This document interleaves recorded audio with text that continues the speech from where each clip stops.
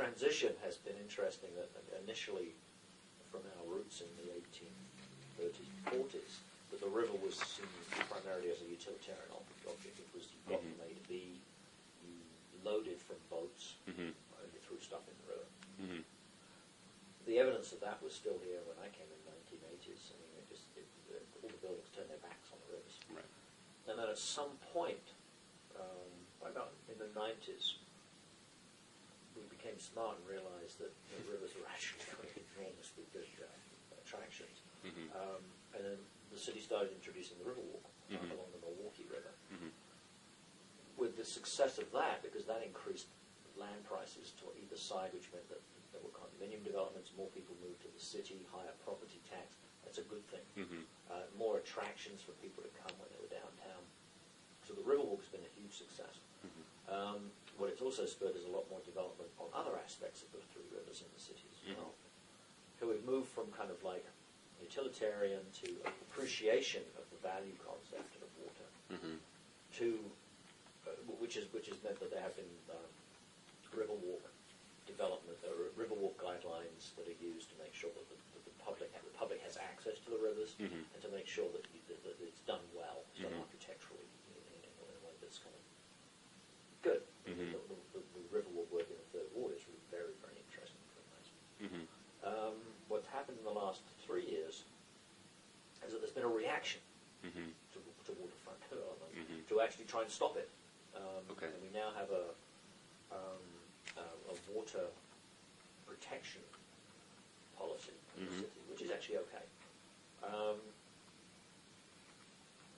Essentially to stop people kind of like buying up little houses and putting in great big towers, and I think I'm probably okay with that. There is a kind of a philosophical disagreement between a number of us as to the role of the city within the river within a city. There are some people who would prefer that when you're on the river, you have no feeling of the city around you at all. So that you're on the upper stretches of the Zambezi when you're actually downtown Milwaukee. I personally think that's stupid. I think when you're in the city, you should enjoy it on a river in a city, because I think it's a unique experience. And you just have to make sure that what you see from the river is actually done well to respect the river. So it shouldn't be bad development, it should be good development. There's a point of disagreement there, which will always be there. So we now have an overlay district that actually prevents development closer to the bluff on certain areas. But frankly, the area that it covers is not area that's going to be developed anyway. It's public property and should never be developed. There are a couple of sites in the downtown that are probably arguable, but my feeling is that they're in the downtown. They're city property and they should be developed because that's the city experience. That makes some sense. So right now we're at the point where we appreciate the value of rivers to the point that we want to prevent, that we want to preserve them. So that there's tremendous sensitivity towards the fact that these three rivers come into Milwaukee now, even in parts of the KK area. We're sort of tearing in rivers that basically been streamed into these concrete bottomed canals, which are just horrible. They just look awful. They're being ripped out and natural flow of the river being put back in. So it's all very positive, I think. So projects like the Lardoma one actually kind of just add to the sense of quality in the infrastructure around rivers and anything actually. If you have a few more minutes, I would like to just ask you, in terms of designing for people without a voice, designing for an improvisational audience, how do you feel as though research is done to sort of accommodate that? Like right now, in visiting the site, I know that the primary users are the commuters based on just circulation, but then the most often crowd that you see there is skateboarders who sort of use some of these concrete benches and was the gravel suggested in that improvisational space to sort of protect some of the pieces of urban furniture from elements like that, or is that seen as kind of the success of that project, that it becomes a retreat? I'd be interested to know Grace's view of that. best example I can think of life improving on art is actually in London. It's called the South Bank, which is a 1960s brutalist art centre right along the banks of the Thames on the other side of the river from Westminster. And it's architecturally just harsh. I mean, it's just hard and harsh and nasty, all concrete. And the skateboarders have taken over a section of this, and the graffiti artists, and the vitality that they bring to this with the vibrant colours and these kids just kind of just launching themselves off, off stairs, into space and spinning and hitting the ground and bouncing. Is actually the most exciting part of that river. People come along on weekends to watch, and they kind of police it now. There's some kind of big beefy adults that really work well with the kids, and make sure that they take it in turns and that they're padded and things like that. And it's actually the most exciting part of this piece of architecture. From an architect's point of view, of course, if you design something that's really nice and it's being kind of used by kids, it's two-edged. On the one hand, it's great that they're using it. On the other hand, they're kind of wearing it. So I'd be very interested in Grace's perception. I think you have to accept that there are different populations in the city, that they aren't all going to be middle class and wearing polo sweaters and riding mountain bicycles. And maybe we have to accommodate them within the design. And if we actually do it consciously, integrate them within the design of things as members and inclusively, then maybe things won't happen as accidentally. I think there is some notion to, that end user, and I'm not sure if it happened afterwards, where some of the concrete benches have a application of like a steel angle to sort of, give them some deterrence. And then finally, I think the last user that is not a surprise, but is kind of really tucked away and was interesting, was displaced people or homeless people. I think the bridge is always somewhere where you're going to find a level of, utilitarian purpose for people that really don't have a choice and don't have a voice. And going there was really interesting because, and I've read in some other books since seeing this, that a lot of times you'll encounter these people, with this fear, that you're walking into someone else's like establishment of place.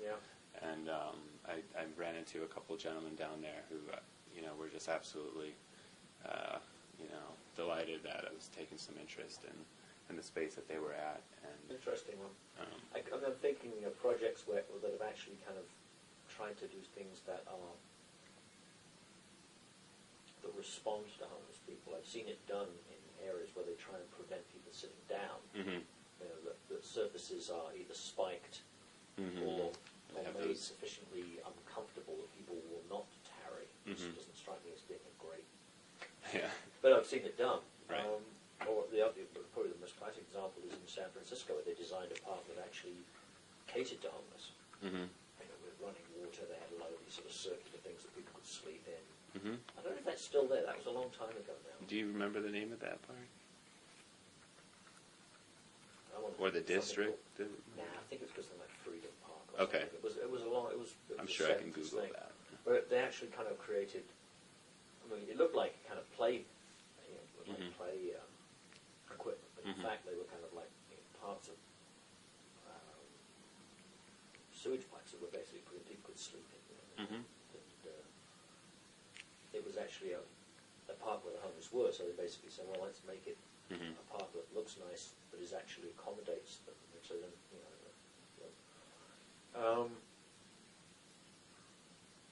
it's much less of an issue in Milwaukee. Our homeless population is quite small. It is, yeah. I mean, the winters, frankly, determine that. If you're going to be homeless, you want to be in a mild climate. Right. It's just simple as that. And so here in a cold winter, you're either going to be in a hostel, which some people really don't like, or you're going to die. Right. And so if they can, they'll just move south. Right. So it's not been an issue in terms of incorporation within design as it would be elsewhere. So there are going to be better lessons for that in warmer climates.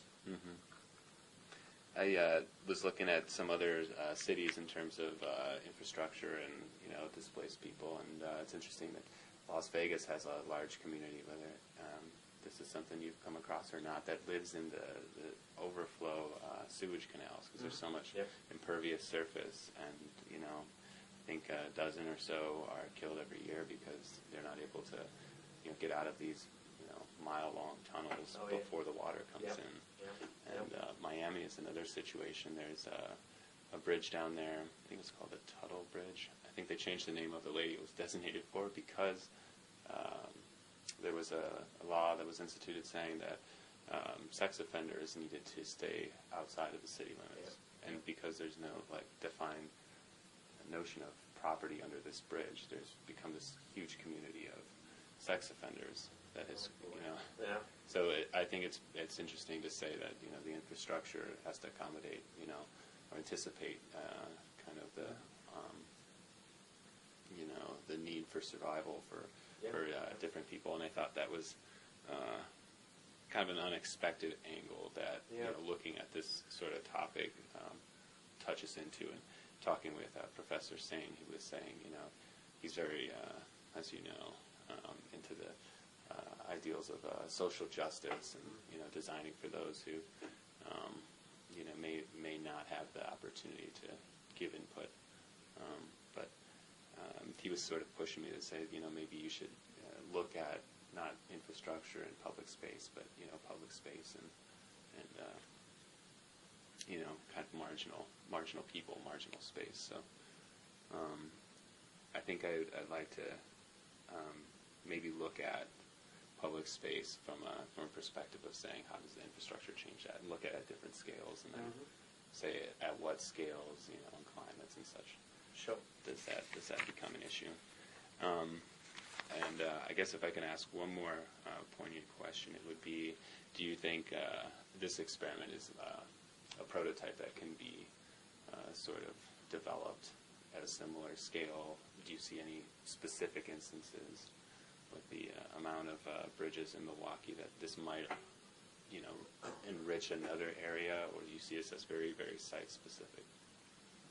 No, I think the principles are sound, and the principles are twofold. One is the use of high-quality design to enhance the sense of value and safety and amenity of a place. And the second is using design to create space of non-space that is sufficiently open-ended to suggest multiplicity of uses. Those principles work well. I think the site was particularly blessed because, first of all, it's over a beautiful part of the river, and secondly, it connected two established neighborhoods. So it was kind of a natural, really. It was.